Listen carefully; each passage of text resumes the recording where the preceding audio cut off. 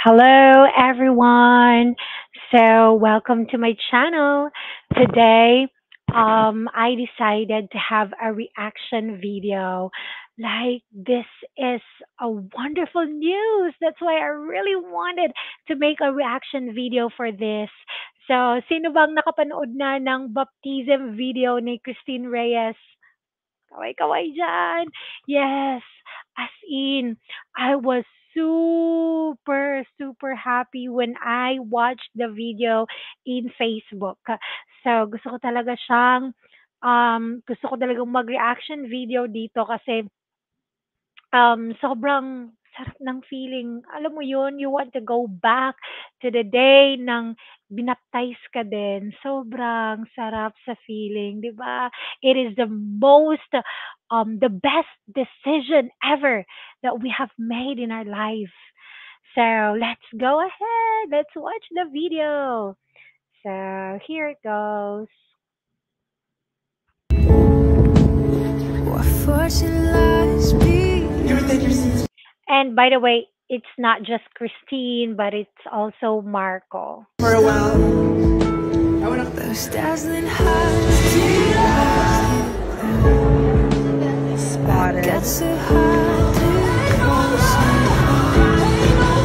kids Adult. I found his looks with my heart beating, my soul breathing. I found my life. By the way, sino ba dito yung nabaptize kasama yung loved ones nila or special loved ones nila? Wow, nakakainggit kayo because when I was baptized, like no one from my family came. No one supported me because I was the first born again Christian in the family. I am the curse breaker, the chain breaker, right? So, saludo ako dyan sa mga curse breaker na mga believer dyan. Yung first what do you call this? First generation believer in the family, right? So we are the bloodline breaker, or yeah, I don't know what to call that. I forgot. So yeah, sobrang sarap sa feeling nung meron kang loved one at kasama po pa talaga na nagpabaptize, right? Sobra. Upward falling, spirit soaring. At nga pala, I am just really sad. Alam mo yung sobrang daming mga Christian ngayon. May mga kakilala nga ako eh, sobrang dami sa church namin. Yung alam mo yung they already gave their life to the Lord. But like wala sa isip nila or wala sa puso nila na magpa-baptize. Yung parang 'pag tinanong mo kailan ka magpa-baptize, yung gano'n. Parang ikaw pa yung nagtatanong, ikaw pa yung nag-i-encourage. Samantalang, yung sa Book of Acts, yung alam mo yung eunuch na they were in the desert. Imagine they were in the desert, but they found water. Anong sabi niya? "Ano pang hinihintay mo? I-baptize mo na ako dito, Philip." So, binaptize siya ni Philip. That was God making a way. Kasi kung hindi naman siya totally, alam mo yung, he, he did not believe in Christ, like, hindi niya maiisip yun. Pero he was so, like, his faith was so strong in the Lord. And God knows it. Kasi He made a way when there is no way. It was a desert, right? So, parang yun lang yung nung, alam mo yung, I'm just really confused. Kasi nung sa time ko, like, na I surrendered my life to Christ. Then after a month, I really decided to get baptized. Alam mo yung pastor pa nga namin yung nagsabi, "Are you sure there's no turning back when you gave once you gave all of you to God? Like your whole body will be immersed in water. It's a sign that God will wash away all that all the iniquities, all the sins that we have in our lives, and we will be resurrected with Him. So, yung parang ganun, bakit mo yung parang, bakit ka nag-aalala kung magpapabaptize ka ba o hindi? Yung, so, it only means that you're still, alam mo yun, you're not giving your all to Jesus. Kasi, you will not be, I don't know if you will be resurrected with Him, but yeah, I don't really know why people, bakit ganun yung pag-iisip ng ibang tao, parang sobrang big deal sa kanila yung magpa-baptize, ibinigay na nga nila yung life nila kay Jesus, 'di ba?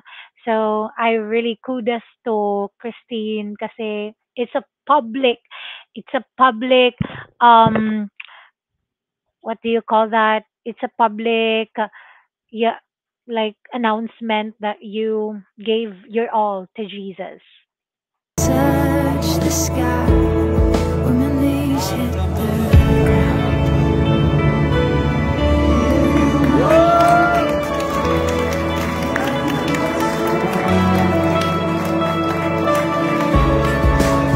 What treasure waits within the sky?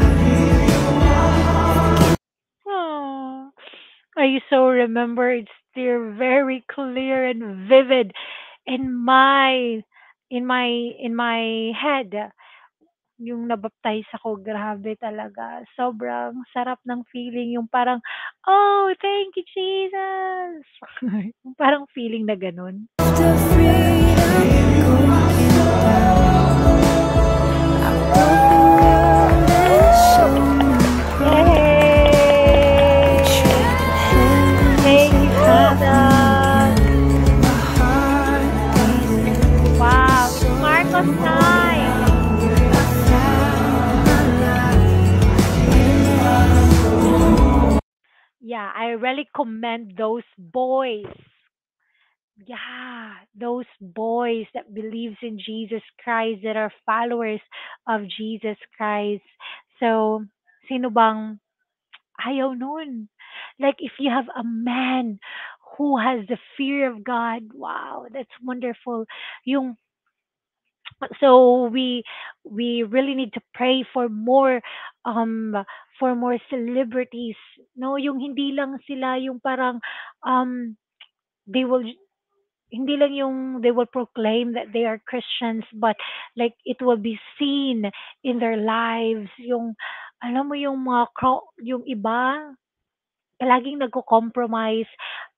Alam mo yung God is looking for those who are on fire for Him.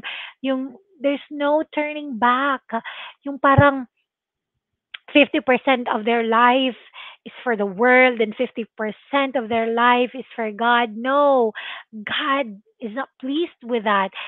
He is looking for someone that will go all out for Him. So, let's pray. Let's pray for Marco, for Christine, that they will go out for God in Jesus' name.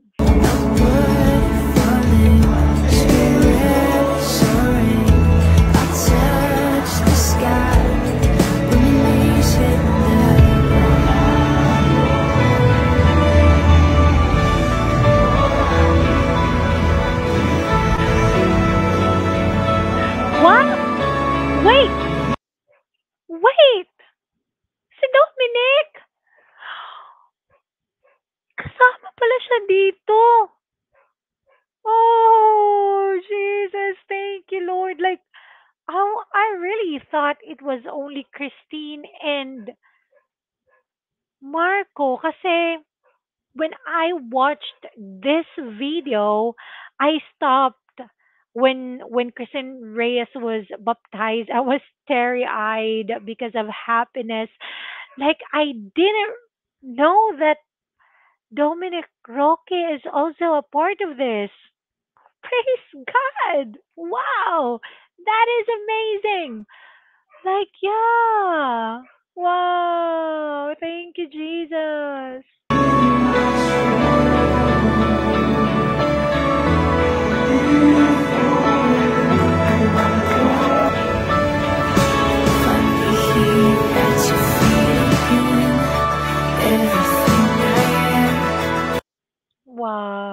yung presence talaga ni God. Yun lang, sa kanya lang natin makikita ang tunay na pagmamahal, contentment in life, joy, the true happiness, the true joy, the true love. Wow. And His presence is our strength. Yeah. Reaching out, I surrender. Come sweep me up in your love again. And my soul lives on the wings of forever.